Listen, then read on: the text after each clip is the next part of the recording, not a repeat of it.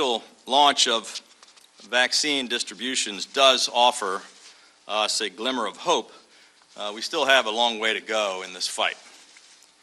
Distributing and administering vaccines throughout 2021 will be, without question, the greatest peacetime undertaking in American history.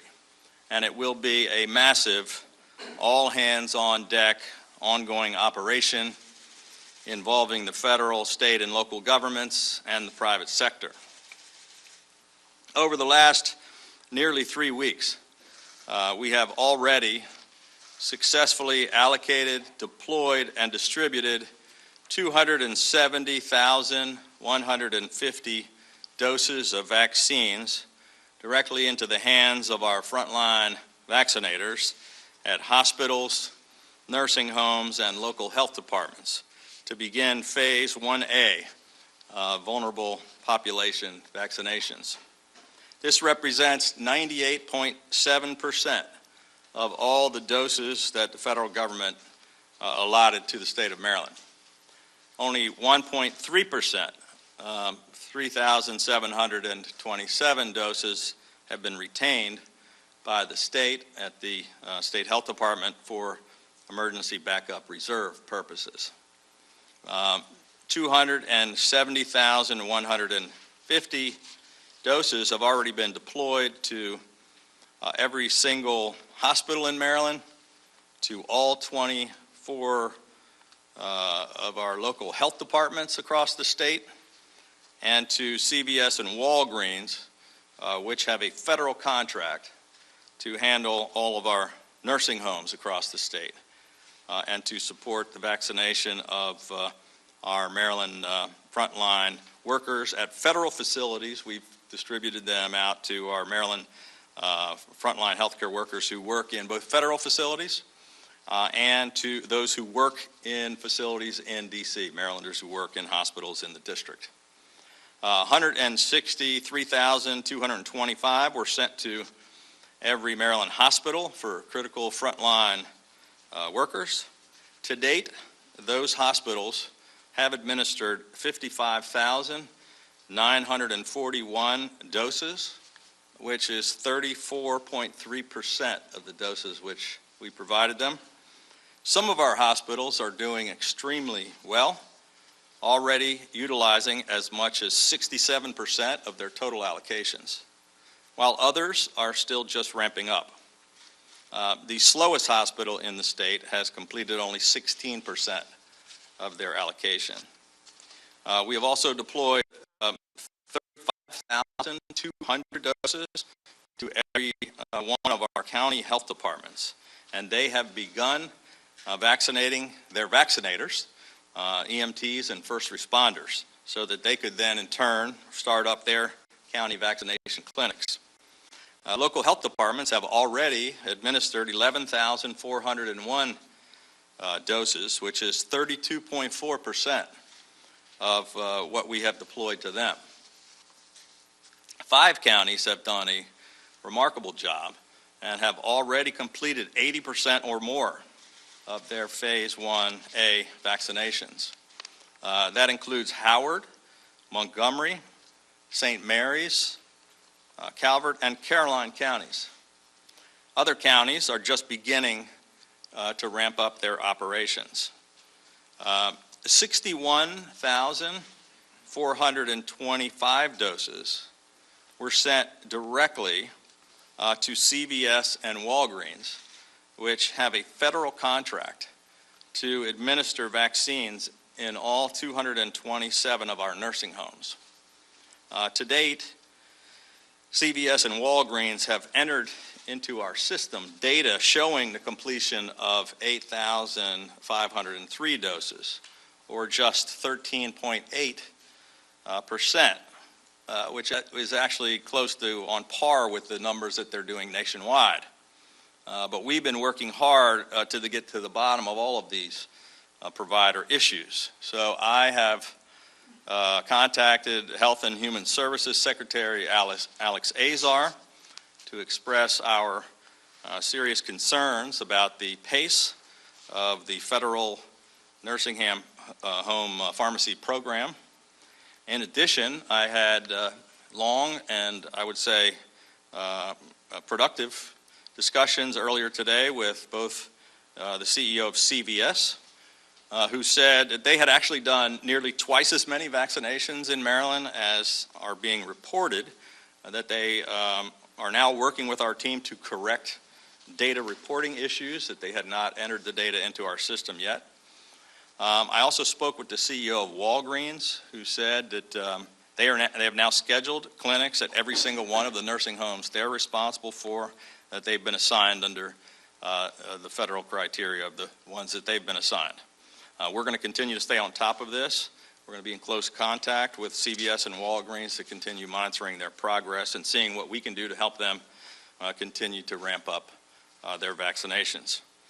Most of the states in America are having very similar issues with those contracts.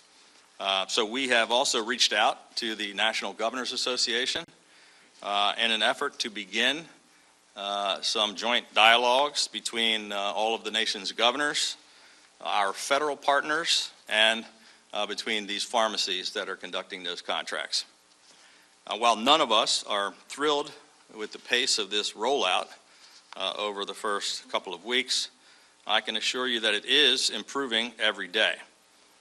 Our numbers in Maryland are in line with the rest of the nation, and in fact, we're ahead of 27 other states. The good news is that these vaccines have arrived years ahead of schedule, and that they are ramping up much faster than they did when we were back in the spring dealing with testing, back when we led the nation. But it took us almost 9 months to go from 50 tests a day to 50,000. Today alone, Maryland reported a record 11,553 new vaccinations for a cumulative total of 76,916 vaccinations. And I'm pleased to report that as of today, second doses have already begun at Maryland hospitals. I want to assure the people of Maryland that we are going to leverage every single resource at our disposal to get more shots into more arms as quickly as we possibly can in a safe and orderly way. I'd like to just take a moment to make sure that Marylanders understand exactly how this vaccine distribution process works. Each week, the federal government informs each of the states of their allocation. After that, they open up their ordering system. The federal government has a system, it's called Tiberius, and then states are then able to place our orders directly with them as to where they should ship those doses. And we're able to then notify our providers, the frontline vaccinators, and then they can immediately begin to have their clinics ready to receive those doses and to begin vaccinating. So in these early couple of weeks, there is a little bit of a lag time. Those orders are shipped out directly to the providers, to those vaccinators, straight from the CDC through Operation Warp Speed. And that process takes about a week, can take as much as a week. But vaccine administration is the responsibility of each of those providers. For example, in Phase 1A that we're in right now, it is the federal contract with CVS and Walgreens that's responsible for our nursing homes. Maryland hospitals are the ones who are doing their own staffs and frontline health care workers in those hospitals. And our 24 county health departments are receiving their doses directly for their own health department staffs and their county's first responders. All of these providers, I can assure you, have a desire to get these vaccines into the arms of the people who need them as quickly as they possibly can. And no one is attempting to delay. All of us are doing our best to work together at all levels of government and with our private sector partners to get all of our frontline vaccinators whatever resources they need to accelerate the process and to do their jobs as effectively and efficiently as they possibly can. But today, I'm announcing some additional steps which we believe will help providers get more shots into more arms even quicker in a safe and efficient manner. Last month, I reactivated the Maryland National Guard to provide support to state health officials for the distribution of COVID-19 vaccines. Beginning tomorrow, the Guard will begin to dispatch emergency vaccination support teams across the state to assist local health departments with the expansion of their vaccination capacity. Each of these emergency teams will include 14 Guard members who will actually assist with the administering of vaccines and who will also be able to help provide logistical support for vaccination clinics. Through our Maryland Responds Medical Reserve Corps, which I announced earlier, of retired and or volunteer health workers, we have already identified 700 qualified people who are ready and willing to assist local health departments and other clinics with the administering of shots, and we're sharing that information with county health departments to help enable them to expand their clinics to 7-day-a-week operations. We've also offered assistance to the Maryland Hospital Association and offered every single resource at our disposal, including additional vaccinators, logistics support, PPE, or whatever we can possibly provide to help them speed up their pace of vaccinating their workers. Slow and uneven data reporting has made it extremely difficult to determine where there are issues with vaccine administration. Certain people have said that they're doing thousands of vaccinations, but they have not. Some hospitals haven't reported any at all, even though they have done quite a bit. We're trying to fix that. We need to address these reporting lags, particularly not with some of the hospitals, but also with CVS and Walgreens. Walgreens and CVS were given 72 hours to do their reporting under their federal contract, whereas we're requiring others to do 24 hours. So I had those discussions with the CEO and president of Walgreens and CVS today, and today I am issuing an executive order which requires all providers in the state of Maryland to report data onto our system, Immunet, within 24 hours after vaccines are administered. And we will be posting this data publicly and using it to track the progress of every single provider in the state. The Maryland Department of Health is also issuing an order today which states that any facility which has not administered at least 75% of their total first dose allocation may have their future allocations reduced until they can prove their ability to meet capacity requirements. Any provider that has excess doses will be required to notify their local health department so that those doses can be reallocated to other priority populations. Effective immediately, we will be adopting a new, what I'm calling a Southwest Airlines model, a rolling vaccine allocation model. No doses should be sitting in freezers, going unused, waiting, or backing up while others are in need of more. So we're going to be adjusting the plan to say that we're going to no longer be waiting for all of the members of a particular priority group to be completed before we move on to begin that next group and the next group in line. Our message to those who are responsible for doing the vaccinations is clear. Either use the doses that you have been allocated or they will be redirected to another facility or provider where they will be used immediately. Every single week, we will be continuing to push out vaccines to our hospitals, pharmacies, local health departments, and to all the other vaccinators across the state based on need and on utilization. As soon as we move forward from this initial phase 1A, which is an extremely limited supply, we will then be able to scale up to broader vaccination clinics across the state. However, I want to make this point clear. The states are wholly reliant on the federal government and on those two vaccine suppliers, producers, for the supply of vaccines. In the first 3 weeks, we and the other states, we've received 4.4%, enough vaccines for 4.4% of our population.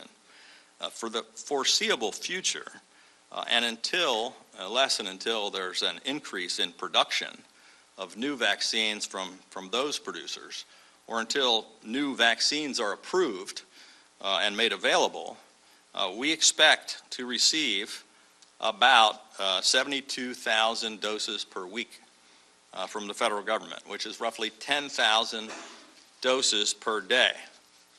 Now, we're all hopeful that it will increase from there, and we all expect and hope that it will, but right now those are the real numbers that we're counting on. Yesterday, we already did more than that by vaccinating 11,553 Marylanders in one day, exceeding our daily allotment. So, at the current pace of allocation from our federal partners, we would expect to have 1.8 million doses by the end of May, which would represent only 30% of our state's population. So this is going to be a long haul. Dr. Fauci said, the other day on television that we could expect to have 60% of the national population vaccinated by the fall. So that's the bad news. The good news is that this week, as I mentioned, we have already begun second doses for some. And not only that, but we have also already expanded our phase 1A populations. We are now all licensed, registered, and certified healthcare providers anywhere in the state are now eligible for vaccination. Local health departments have now begun to make arrangements with providers to get them all vaccinated in the coming days and weeks. Vaccinations will also soon be underway for all law enforcement agencies, correctional officers, and judiciary staff. But just phase 1A is more than 500,000 Marylanders. So if you look at that pyramid we have, that little tiny piece at the top is the 1A, is 500,000 people. So I just urge people to be patient as you think about people are like, when am I getting it? Why isn't everybody done? It's a massive undertaking. Today, based on the recommendations of the Federal Advisory Committee on Immunization Practices, which is comprised of public health experts on the use of vaccines, we are announcing updates to our phase 1 of Maryland's statewide vaccination plan. Our new phase 1B will now include all Marylanders over the age of 75.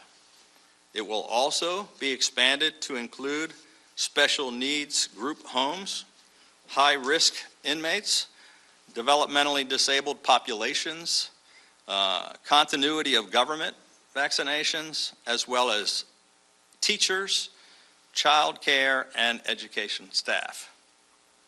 The Maryland State Department of Education has already begun, but they're going to continue to immediately begin coordination with all of our county school systems to prepare the implementation of their plans to vaccinate this critical personnel. Overall, this revised phase 1B of our plan now includes approximately 860,000 additional Marylanders. Based on the current rate of allocation, we anticipate the state being able to move into phase 1B at the end of January. We have updated our phase 1C to now include all Marylanders aged 65 to 74 and workers in additional critical sectors, including grocery stores, public transit, agricultural production, and manufacturing. Phase 1C now includes an additional 772,000 Marylanders. Based on the current rate, and again, we're hoping to see that exponentially increase in the months ahead, but based in the weeks and months ahead, but based on the current rate of the allocation that we're receiving from the federal government, we expect to be able to move into Phase 1C sometime in March. Our newly updated Phase 2 will now include Marylanders ages 16 to 64 who are at increased risk of COVID-19 illness due to comorbidities, as well as essential workers in critical utilities and other sectors. So Phase 2 will now include another 1.1 million Marylanders. Now, obviously, people have many questions about when they will be eligible. They have many concerns about the safety of the vaccines, and we're going to continue to try to provide as much information and answer as many questions as possible. But here are some of the ways that you can help to stay informed. First, the state will be issuing regular vaccination updates through our statewide 211 texting service. To opt in to receive these alerts, text MD Ready to 898-211 so that you can receive updates as soon as possible, as soon as new information becomes available. Second, Marylanders are encouraged to visit covidlink.maryland.gov for all available resources that we have on the state vaccination plan, along with all the safety information regarding the vaccines. And lastly, we ask everybody to be patient, as this will be a long process. Already, we are seeing instances where people are attempting to cut the line and cheat the rules and take appointments away from our frontline healthcare workers. Not only is this reprehensible behavior, but it also slows down the entire process. The more steps that our vaccinators and our providers have to put in place and add to verify the vaccine recipients, the longer that this is going to take for everyone to get their vaccines. So please exercise decency and common sense. While these vaccines do offer us a light at the end of the tunnel and allow us to look ahead to the day the pandemic will no longer disrupt our lives or prevent us from getting back to normal or seeing our loved ones or getting back to work or to school, right now we're still in the thick of this fight. Maryland's 7-day positivity rate did drop a little bit today to 9.19%, but it's still much higher than we want it to be. Our statewide case rate increased slightly today to 44.0. All 24 of our jurisdictions are still in the red zone for cases, according to the federal government. As of today, 1,771 COVID patients are hospitalized in the state. Fortunately, this is 8,300 beds below what Hopkins had projected for the beginning of January, which is great. Better treatments have clearly helped to improve our ability to fight the virus and to keep our hospitalizations stable. As of today, the percentage of new cases that lead to hospitalizations has fallen by 72% since April. The percentage of new cases that lead to death has fallen by 67% since early May. And the percentage of hospitalizations that end in death has fallen by 48% since early July. These are really encouraging numbers. We continue to utilize the alternate care sites we opened in the spring. Our critical care coordination center still continuing to transfer patients. All of our surge preparations are so that we're still ready to handle any additional surges that may happen. We are concerned about this much more contagious variant of the virus that originated in the UK. It's now, as of today, with the addition of Georgia, has been detected in 5 states, and at least 33 countries so far. Our public health laboratory is testing for the variant at 5 times the national rate, or testing every single day. And luckily, we have not yet detected a case connected to it yet here in Maryland. But this is another reason why we all need to keep being vigilant while we focus on getting these vaccines ramped up and to our frontline healthcare workers and our most vulnerable. As I've said throughout this entire crisis, we are all in this together, and we will get through this together by staying Maryland strong. This time I'm going to turn it over to General Gowan to discuss a little more detail of some of the support the Guard will be providing to our counties. General?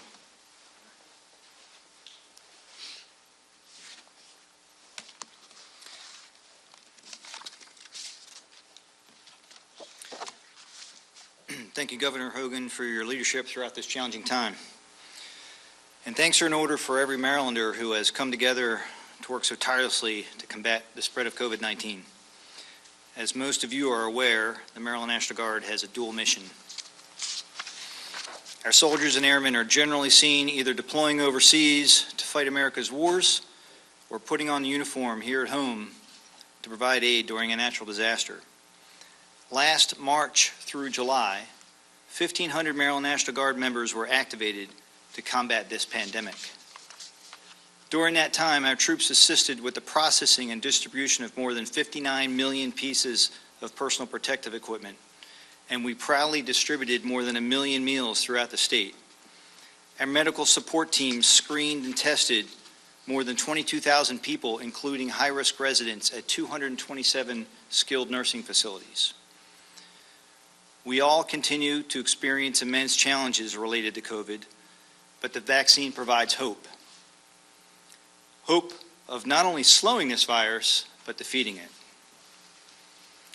Over the last several months, I've assigned some of my best planners to support the Maryland Department of Health to help prepare for this vaccination effort. As the Governor mentioned, starting tomorrow, we will provide direct support to county health departments with mobile vaccination support teams with the mission of accelerating vaccination efforts. A Maryland National Guard mobile vaccination support team consists of 9 to 14 medical professionals. Initially, we will have close to 200 personnel organized in 14 teams. Additionally, we're providing manpower to support congregate care and long-term health facilities, and additional manpower to support county health department testing activities, call center assistance, data center analysis, and logistical support. Our military medical specialists are world-class professionals who live and work in the communities they serve. These unique capabilities are well suited and integrated when we work alongside our interagency partners and communities. This is an initial capability that we're fully prepared to execute and will continue to provide the support to the Governor as directed. I want to thank all the people of this great state for their support and generosity that you've shown to the Maryland National Guard. We are honored to support the great state by serving on the front lines in the communities where we reside and work. Your Maryland National Guard is always there, always ready. Old line. I'll be followed by Dr. Chan of the Maryland Department of Health. Thank you.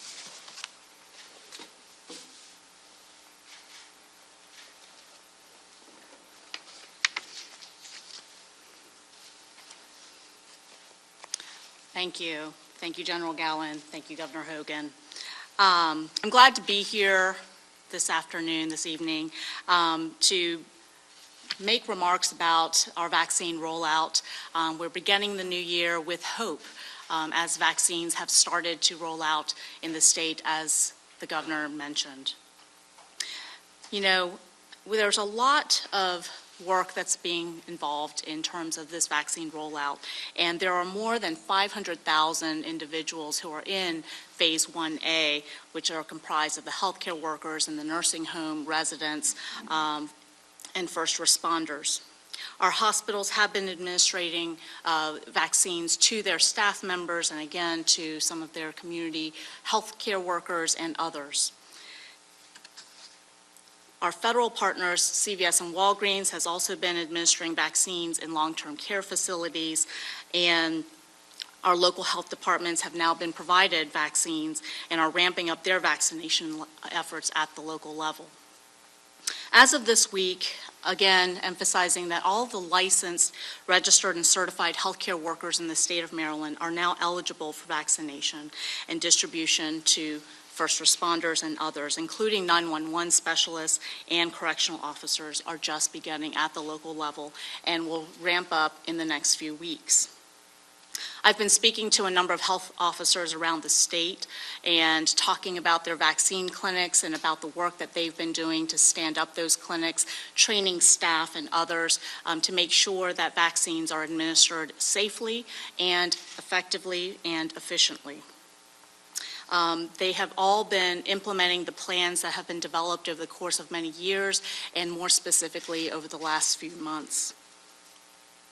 Many have started to vaccinate not only their first responders, but even other healthcare workers, and they continue to reach out to those populations. And now with appointments, that information will be more available to healthcare workers. We also want to appreciate, of course, the National Guard for standing up to support their efforts. Local health departments have been working alongside of National Guard and all of our public health and healthcare workers around the state to respond to COVID-19. So testing and contact tracing and other efforts continue, and now they are standing up a monumental vaccination effort across the state. And so it is all hands on deck, and so we very much appreciate the support of the governor as well as the National Guard and others in this effort. Over the last few weeks, we've been working very closely both with our federal as well as state partners to ensure that vaccines get to facilities in Maryland. And as the governor illustrated, it does take some time from the time that they tell us that we have a vaccine allocation to when we order it, and then when it actually gets delivered here to the state directly to a certain facility. And that's before vaccination even begins. And so over the last few weeks, our hospitals and local health departments, in implementing their plans, there's a lot that's been happening behind the scenes, including staff training and education, communications to the eligible groups, coordination with local providers, coordination with local counterparts in fire and EMS, for example. In addition, they had to set up appointment schedules and making sure that the clinics are set up securely and safely, and also with adequate room to accommodate all of our COVID-19 precautions to avoid crowding in these vaccine clinics.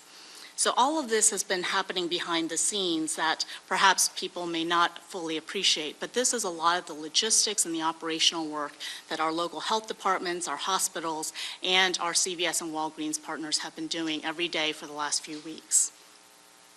So many Marylanders who are currently eligible to get vaccinated, so now we're expanding to include all healthcare providers, will be able to get a link to vaccine appointments, and including instructions for how to make those appointments, whether it's at their long-term care facility, within their hospital, or the local health department. Again, I would emphasize that the unauthorized use of these private registration links that are intended for someone else and directed towards healthcare workers, really, if someone uses it in an unauthorized way, it takes spots away from our healthcare heroes who really are at the front lines of caring for individuals, not only with COVID-19, but with so many other conditions, and that is our first most priority.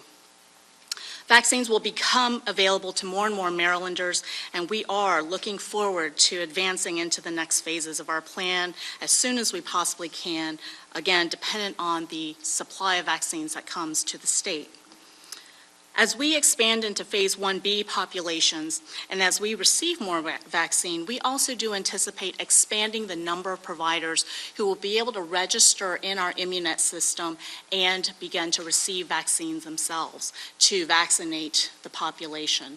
So again, as we expand into 1B, 1C, and beyond, we also will be expanding the number of providers who receive vaccines. So this includes federally qualified healthcare centers, primary care centers, urgent cares, pharmacies, and other locations that people are accustomed to receiving vaccine. So I wanted to shift gears and just touch for a moment to a topic that the governor also alluded to, and that's about the UK variant. So what I wanted to talk about was that we know that viruses generally will morph. And we've seen that even COVID has had some changes genetically over time, but those changes have not really impacted its ability to spread or other characteristics.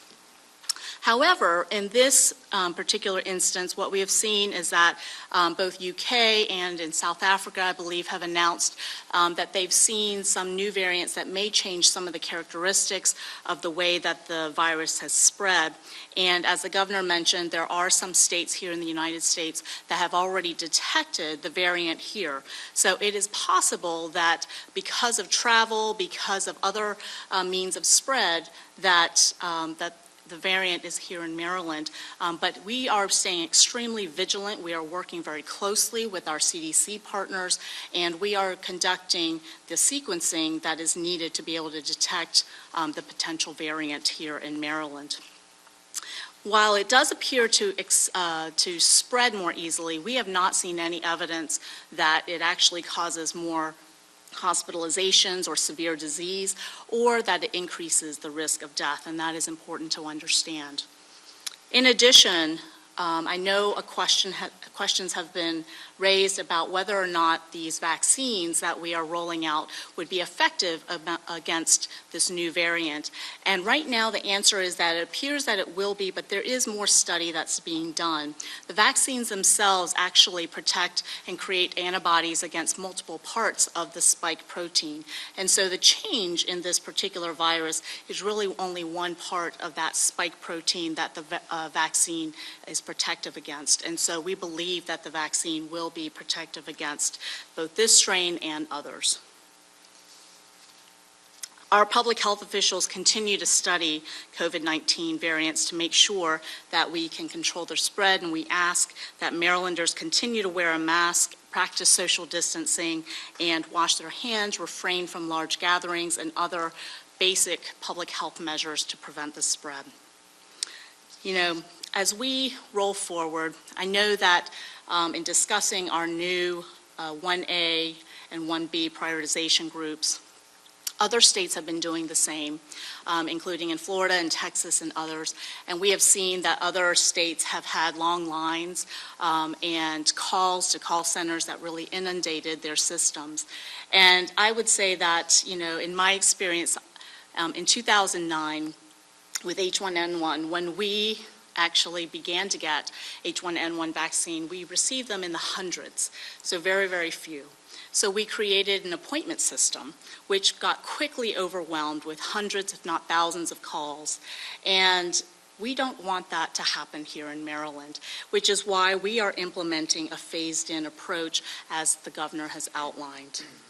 I know that this will continue to be something that we work towards, and that in the coming days and weeks, we will have more vaccine here in Maryland and for Marylanders. And our goal continues to be making sure that every Marylander who wants a vaccine will have access to it. We encourage people to learn more about the vaccine through trusted sources such as our website, covidlink.maryland.gov.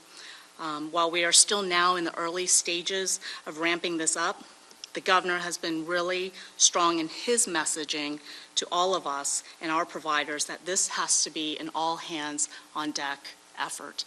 And so thank you all for all of the work that you're doing. Thank you for the work that you're doing to prevent the continued spread of COVID-19 here in the state of Maryland. So thank you and good evening.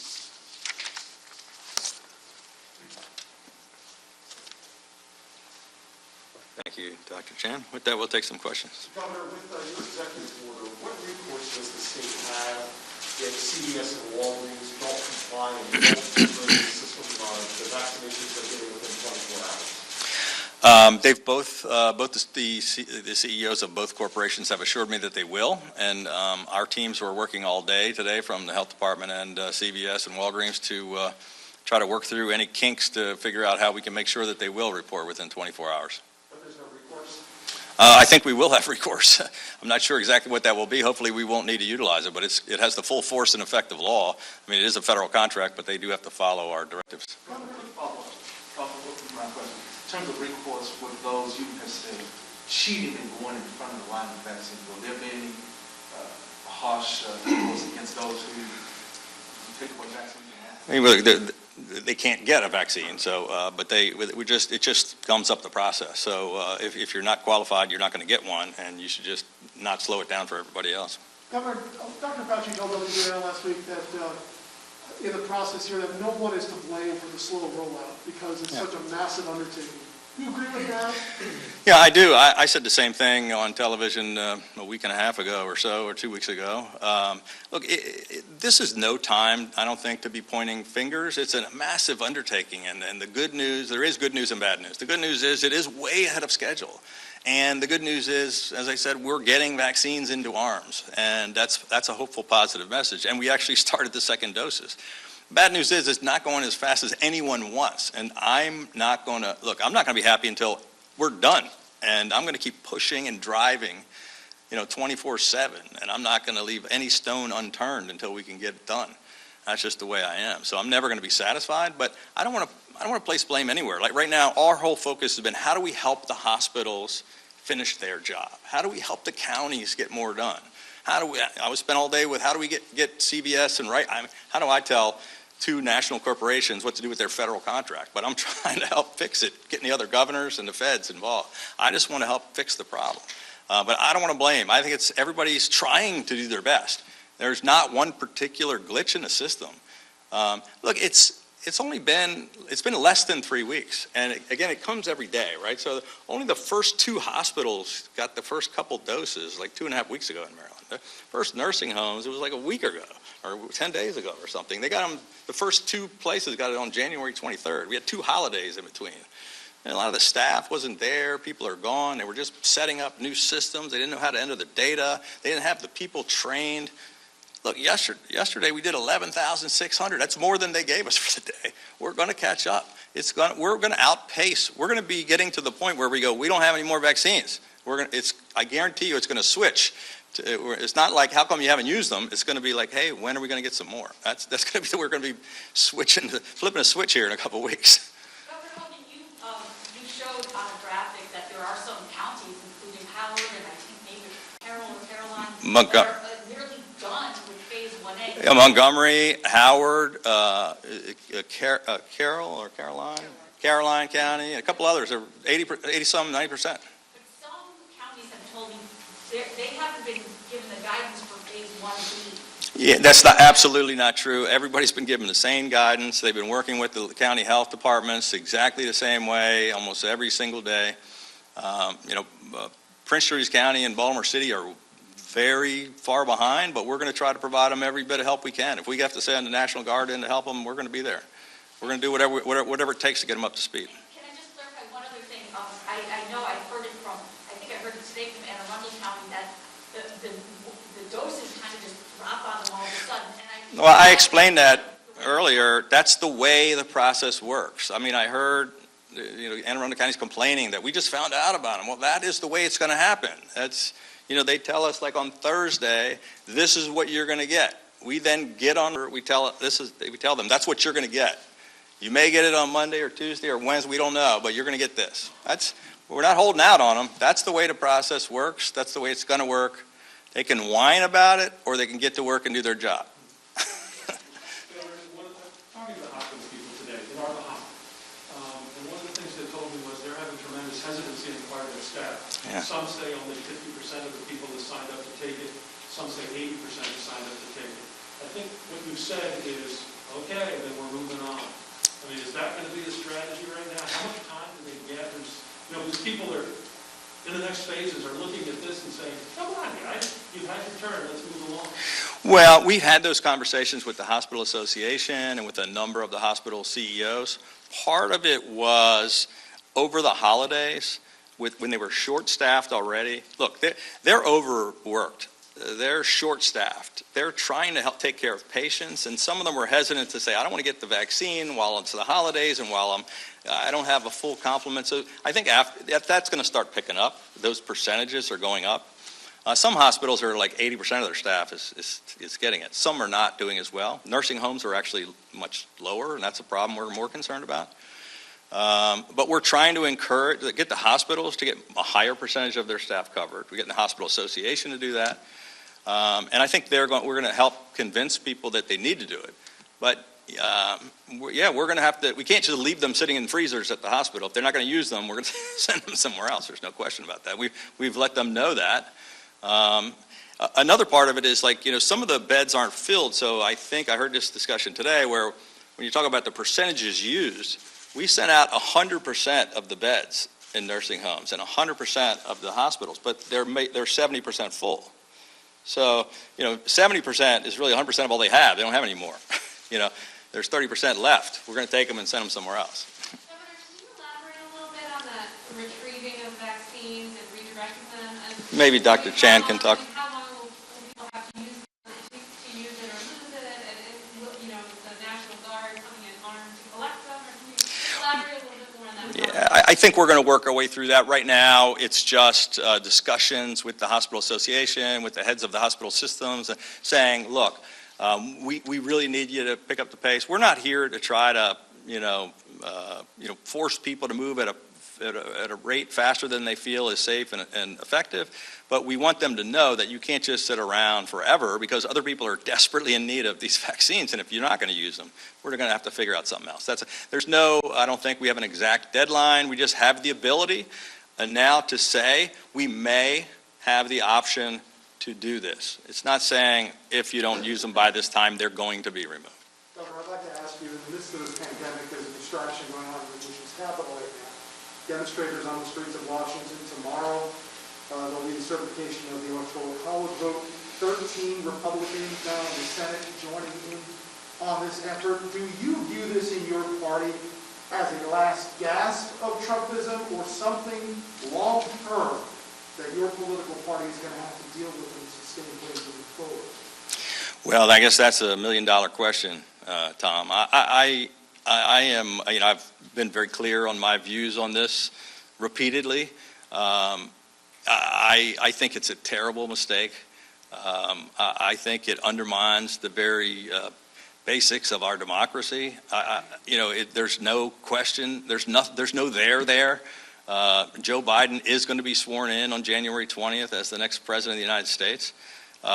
This is a perfunctory process that, there's no question. And for these senators to raise this issue, these folks in the House to make this, because Donald Trump is pressuring them to do it, I think is a terrible mistake for those senators and congressmen. I think it's bad for the Republican Party, bad for the country.